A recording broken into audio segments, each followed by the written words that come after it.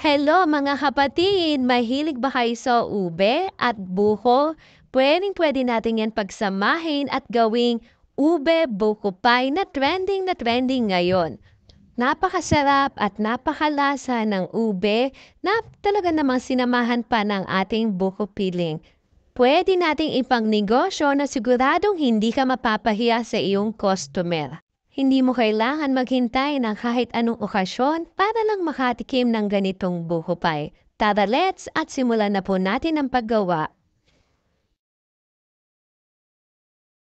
Sa isang mixing bowl ay pagsamahin natin ang harina at asin, haluin lang po natin muna ito at isunod natin ang butter. Pagsamahin natin ang dry ingredients at butter gamit ang ating malinis na kamay, masahin natin to hanggang ito ay maging crumble ang texture ni ito. Pagkatapos natin sa harina, iset aside muna natin to at sa isang maliit na mixing bowl, pagsamahin natin ang egg yolk, suka, at ang malamig na tubig. Haluin lang natin ang egg yolk mixture at pagkatapos nito ay pwede na natin ito isalin ng paunti-unti sa ating harina.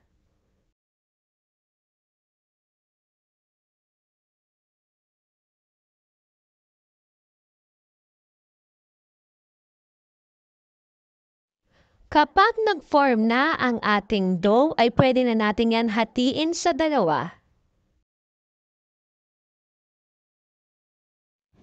Gamit ang rolling pin, mag-plot tayo ng ating kalahating dough, saka natin ito ilalagay sa ating pie pan. Kung wala naman kayong silicone mat, pwede kayong kumamit ng kahit anong plastic na malinis, basta po hindi dumidikit ang ating dough. Sa unang bahagi ng ating dough, iset aside po muna natin yan at gagawa naman tayo ng ating buko filling.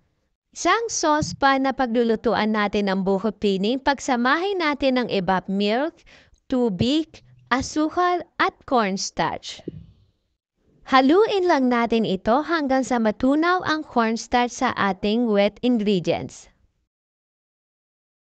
Kapag nahalo na natin to ng mabuti ay isasalang na natin to sa mahinang apoy, dagdagan natin to ng vanilla essence.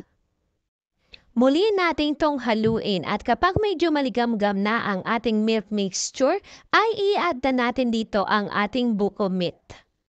Continuous na po ang paghalo natin ng ating buko filling hanggang sa kumulo ito at maging sticky ang kanyang. At kapag ganito na po itsura ng ating buko filling, patayin na natin ng apoy at palamigin po muna to ng konting minuto. Pwede na natin balikan yung ating nirede na pie pan. Lagyan na natin to ng ubi halaya. Pwede kayong gumamit ng inyong sariling ubi halaya o di kaya ayun nasa bote na nabibili sa mga grocery store. After natin ma-spread ang ubi halaya, ay pwede na natin isunod dyan ang ating nilutong buko filling. Spread lang po natin ang ating nilutong buko filling sa ibabaw ng ubi halaya. Pagkatapos natin po dyan ay pwede na po natin takpan ang ibabaw ng ating. Gaya po ng ginawa natin noong una, magpaplat lang din po ulit tayo at itatakip ito sa ibabaw ng ating buko pie. Gamit ang tinidor, iplat po natin ang gilid ng ating pie. Bukod sa nagbibigay po ito ng design, ay nilalak din po ang tabi ng ating buko pie para hindi po umapaw ang ating mga filling sa loob.